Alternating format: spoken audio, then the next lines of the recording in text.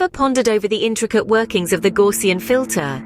Ever wondered about the purpose of the parameter sigma, denoted as nestled within its calculations? Well, allow us to unravel the mystery of this fascinating parameter. You see, the parameter sigma plays a crucial role in the Gaussian filter. Essentially, sigma determines the rate at which weights decay in the filter. Think of it as a controller of the weight distribution.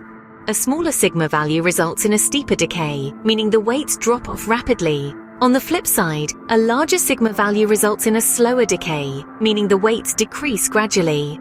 Let's delve a bit deeper. Sigma, in essence, defines the standard deviation of the Gaussian distribution.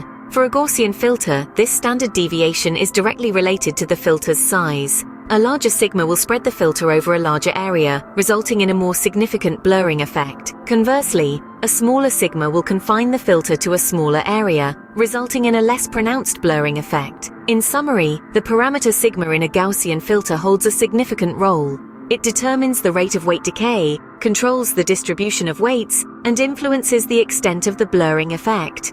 Therefore, understanding the function of sigma is essential for effectively utilizing the Gaussian filter. So the next time you encounter the parameter in a Gaussian filter, you'll know exactly what it's doing.